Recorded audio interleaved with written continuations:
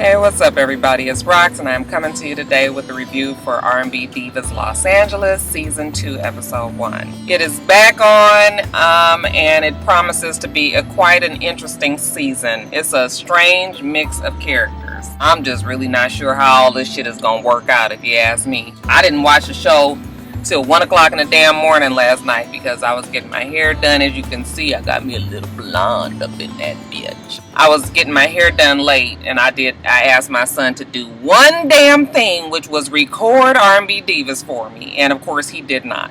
Okay, so it was coming on at 1 o'clock, and you know, not that y'all want to know all this, but anyway, I watched it from 1 to 2 in the morning. The bitch was tired, but I got through it. And yeah, like I said, it's going to be an interesting season. So, nothing really happened yesterday. We're going to just talk about the characters. You know, sometimes we like to do that on the first episode. So, let's get to it. Okay, first up, you guys, let's talk about Chante Moore. Chante Moore is still a fan favorite. I don't know why I was getting this feeling, but I felt like there was some tension with Chante Moore and some of the other girls. Not quite sure what the tension is about or if it's even there, but I felt something there. I thought it was strange that Claudette Ortiz didn't think that, you know, Chante Moore was going to be with this whole Puerto Rico project that they got coming up. That was shocking to me because, you know, Chante Moore has pretty much been pretty easy going. You know, I mean, she wants shit done right, but she's never really gave, you know, lip about what she did and didn't want to do. So then I was like, oh, I wonder if some shit had happened off season that we don't really know about, because yeah, it was strange to me. Was that just me? When I look at Chante Moore, I feel like she just a little bit too much. It's just a little bit too much of everything. When you look at her, you know, she was okay. Her hair was okay yesterday. Okay, it was borderline almost too much hair, because y'all know that damn Chante Moore will slap 8 bundles in that one shaved side of her head real fast. It'd just be a whole lot. But yeah, yesterday it wasn't too bad, but like the promos that she had for the show, I was just like, what the fuck is this? It was like a helmet, short haircut, but the shit had like these streaks in it, but only on certain areas. Like it was a curl that was flipped on this side, and then that bitch had the nerve to have some blonde right here. I was like, how did they even color that shit? It looked like it was frosted or something. It was horrible. Chante that hair is always just about almost horrible. So I hope she don't bring that shit into the season. I hope that was just for the promos. I'm gonna say don't do that again, Chante. Okay, just absolutely no fucking ma'am. Okay, but yeah, it was good to see Chante Moore again. I have a feeling that all the girls have changed a little bit this season, though, don't you? All right, you guys, so for somebody who was, you know, pretty much broke last season and almost homeless and living, you know, hand to mouth the whole time, look like Claudette Ortiz is doing pretty damn good, okay? She's still in her house, and that house is nice, and I can tell looking at that house that shit is expensive in Los Angeles. You know, everybody looked fed and clothed and happy and, you know, full. Okay, the kids looked good, she looked good. I was just like, okay. Like somebody said on Twitter last night, somebody from TV1, the execs must have sat her down and was like, listen, okay, enough of this fucking woe is me attitude, okay? Every time you get on the damn screen, our viewers is halfway depressed. We need you to bring some pep into your goddamn step. Liven it up a little bit, Claudette, okay? And it looks like she took their advice to heart, because she seems to be a different person. She could be happier. I mean, her financial status has to be a little bit better from her being on the show, and, you know, maybe it's opened some doors for her, and good for her if it has, because she's a beautiful girl, very talented, and it was just running us way low every time she was on the damn screen last season. I could never even really remember her name last season. So yeah, let's hope that this is the new and improved Claudette that we gonna get. I thought it was really interesting that they chose Claudette to, you know, present this whole Puerto Rican project to the group, okay, which you guys know is a setup by the show, okay, because fuck. If I was Puerto Rico, yeah, if I was the whole entire Puerto Rico, I'd have been like, Claudette, I want you to sing the song for us, because shit, she's Puerto Rican, right? What the fuck I want all them other niggas on the damn song for? Shit. You know that the show kind of set that up for the rest of the girls to be on it too, because really it could have just been Claudette Ortiz's project and that. And I guess that's what this whole season is going to be, them trying to prepare to go to Puerto Rico. It doesn't seem like that's enough to look forward to. I don't know. I'm not sure if that is or isn't what the focus will be for the show. Claudette seems to be the one that's holding the, what is it? Holding the spear, holding the spear. Is that, is that the thing? She's the one that's taking the control of the bull. She's holding the bull, whatever it is, y'all. Claudette is in charge of it, and the girls all seem to be on board. So we'll see how that goes. All right, y'all. Michele, okay, our beloved Michele is back indeed. Okay, did anybody peep her intro song that she did? It was some shit like, I was like, is she fucking chewing gum? Girl, your cud is in the way. Woo! That damn Michele did something up there, and I was like, damn it, if Michele could get up on this show and warble out whatever the fuck she be singing, ain't no reason why Latavia couldn't do it. Okay, so we gonna just give a round of applause to Michele, because the voice ain't what it used to be, but she still gives it the old school try. Now, we've all gotten used to Michele's voice, okay? It was a lot to try to get around last season, but I had told you guys that I used to go get my hair done at the same place that she used to get her hair done back in the day in LA when she was like at her height, and we used to have to listen to her in the shop all the time with that. That shit would grind your nerves down so bad that eventually you just became numb to it, okay? So I think that's what happened to the rest of y'all last season, because we seem to be able to deal with Michele's voice a little bit better. But now, the whole thing about Michele's suicide, okay, she's emotionally shook up and fragile. She was talking to her team, and you know, they're trying to tell her about the projects that she has going, you know, in the studio. They want her to finish this album and got to be right and all that. And honey, Michele is on a totally different page. It was like fucking like they had two different conversations, her team and her. She wants to do the Suicide Foundation, and then y'all, while she's telling them about it, she get all choked up, and you know, she was just like, I can't do it. And then she was like, and then all of a sudden her voice got deep, and I was just like, oh, so that's what we need to do to get you to change that damn voice, is make her cry. No, I'm not really trying to make light of her whole suicide thing. I don't want them to exploit this whole suicide feel that she's had. If she feels like she's still fragile, or she, you know, has a hard time talking about it and can't deal with it and everything, I want her to get professional help. I don't want her to be on the show crying about it every week, because I promise you, I ain't gonna be able to take that every single week, her crying, okay? We got it twice in the show yesterday. Was it almost 3 times? It was definitely twice, when she was talking to her team, and then when she went to go talk to Tony Cornelius. I had forgot that Don Cornelius killed himself. Tony Cornelius got this foundation, started this suicide, you know, like a support group for the victims that attempted and don't succeed, and then also for family members of those that are left behind when somebody kills themselves.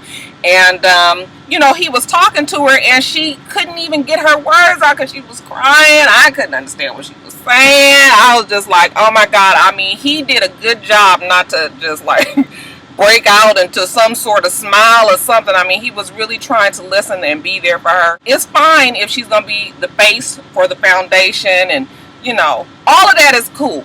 I just don't want it to be exploited. And if she really does have this problem, then she needs to take care of it. Now, Michele looked good, okay? She looked like she lost a little weight, okay? Got some better quality hair in there, you know, wigs is right, and she looked nice. So again, like I said, the show definitely has done Michele. It's done everybody good on the show, obviously. So we'll see what happens with Michele. But yeah, that crying,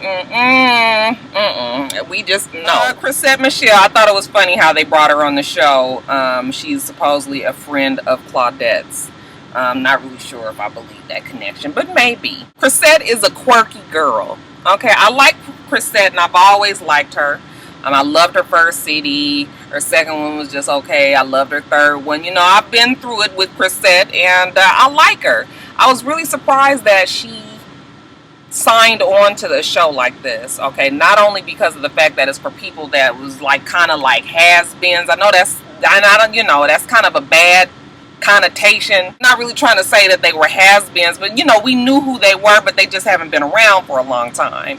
And well, I guess that's a has-been, right? Chrisette has had the most recent success, I should say. She's got a couple of Grammys under her belt. She's been nominated for one, I think she said on the show yesterday. So Really and truly, Chrisette did not need this show, okay, as much as these other girls probably do. I'm not too sure about how Chrisette's quirkiness is going to blend with the hoodness of the rest of the girls on the show. Not that they're really hood, but you know, Mo is definitely hood. Okay, Chante got some ways about her. And Leela James, you know, I got my suspicions about Leela too, but you know, we'll talk about them later. But yeah, I'm just not really sure how she is going to fit into the whole machine of R&B Divas LA. But you know, we'll give her a chance. We'll give her a chance. She obviously saw it fit for herself to be there. Her mom is her manager, and definitely her mom has to be there to keep her grounded, because this child obviously is flighty. She tells us that she, you know, one day she had told Motown she just ain't here for the shit no more, and she going to Paris because she got to find herself. Okay, she wanted to be dropped from the label and all that, and I suppose they didn't really do it. But yeah, she's probably got these ways about her where, you know, when she feels, you know how you deep folks be, y'all gotta, you know, you got to experience and move on and, you know, be with the sky and the stars and, you know, one with the earth and blend in and whatever the fuck y'all be doing. Her mom is the no nonsense factor in the relationship. You know, momager, mom manager, whatever you want to call it. Oh, look at Chrisette, and I wonder if she's gay. Does she just gives me gay. And I mean, you know, it's not the hair, she's very feminine, so I'm not saying that she's anything masculine or anything to me, but I just every time I see her, is that just me? Is that bad that I just be trying to have my gaydar be on for everybody, and I don't know what to call it. I just, every time I see this child, I can't see her with no man. I just see her with a woman, but I might be wrong. I'm hoping that this show doesn't make me end up hating her. My heart still breaks a little bit when I think about the way that fucking Kelly behaved and how I just really don't like her now. So I'm hoping that we don't have this same shit with Chrisette. I can't really see it, but I didn't really see it coming with Kelly either. So I guess time will tell. Isn't she an odd pick for the show? Did y'all think so too? Oh, and did you guys know that she has a YouTube channel? That is right. She has like a beauty type channel. She has like some sort of fascination with a lot of the black beauty gurus or whatever you want to call them. Love her for fashion being one of them. And so she was inspired, because I told you she's got that inspiration. Whatever moves her to do shit, that's what she gonna do. She's inspired to start a channel. I've watched a few of her videos. I think I follow her, and I haven't seen any videos come up, but I got so much shit on my damn subscriptions that come up, I can't even keep up. I be feeling so bad. Everybody be having all their videos up. I can't even get to them, because between me trying to do my own damn videos, I don't be feeling like watching no fucking other show video, you know, reviews. So I like to watch like Ashley's What It Is, and you know, they just did a cute little thing called Why Is It or something. You know, she did a collab video, and I like to watch Bondi's, you know, advice videos, and I like to watch, you know, Platinum Rose when she does different shit, and Jamila's when she does their, you know, just something different than these fucking reviews, you guys. I'm getting burned out on the shows. I mean, I still enjoy doing the shows, but I want to bring more to the channel, so I like to see when everybody else does more too, you know. But I got off, didn't I? Yeah, she has a channel. Y'all can check it out. I don't know what the name of it. If I remember it, I'll put it on the screen. Oh, I tried real hard to think of a song that I knew that Leela James had sang, and I promise you, I don't know not one song of Miss Leela James, okay? I've always known the name.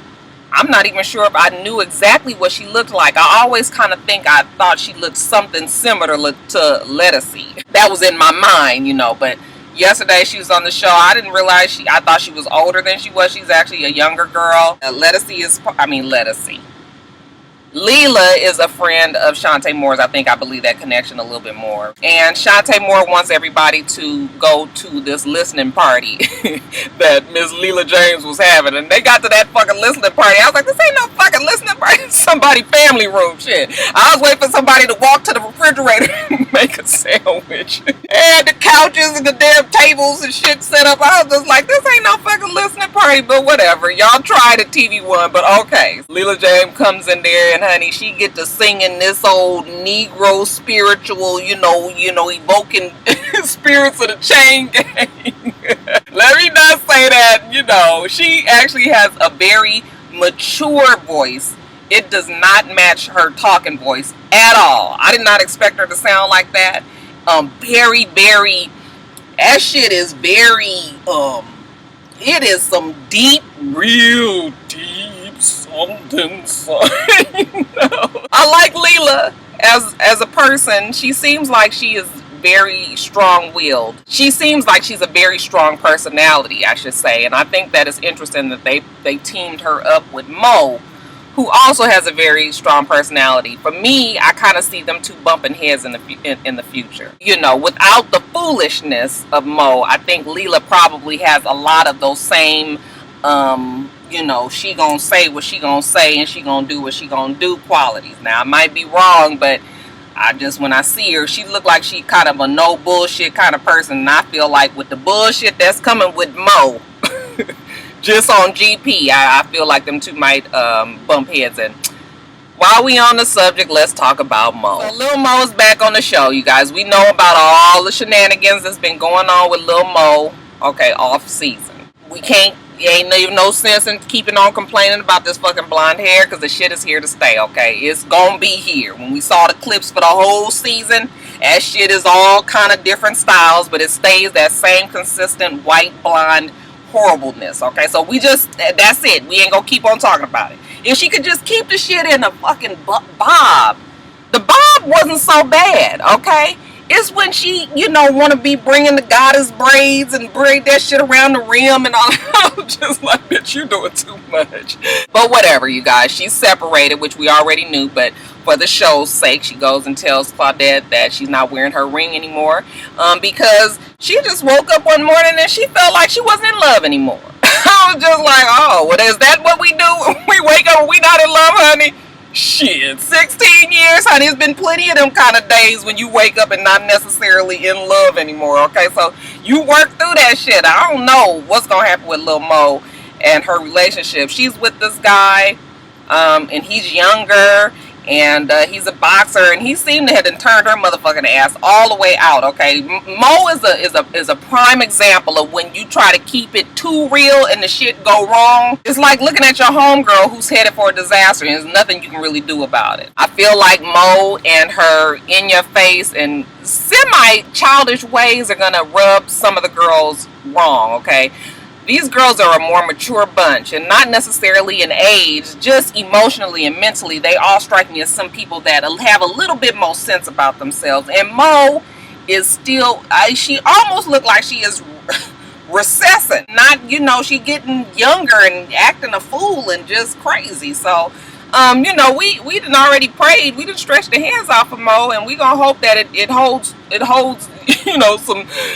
hopefully it do something for her. But whatever the case is, Mo is outspoken, okay? She reminds everybody of the drama of last season. And, people are getting frustrated. Claudette is getting frustrated. We trying to move forward, and you talking about shit that happened last season. I can't say that I don't blame Mo right now, okay? Because when you done been through a lot of bullshit, you just don't feel like doing that shit again, okay? So let's get all this shit on the table now. What is the problems with everybody, okay, from gate? So we can deal with them now, and then we can get, tackle this project. But like I said, I hope that she's not going to be continuously just always the Debbie Downer and always bringing up the problems and always, wanting to argue a case and all of that, because we don't feel like all of that. I guess Lil Mo is going to be the rebel rouser to take over now that Kelly's not there. At least that's what the clips for the, future episodes would have you to believe. But we'll see. We'll see.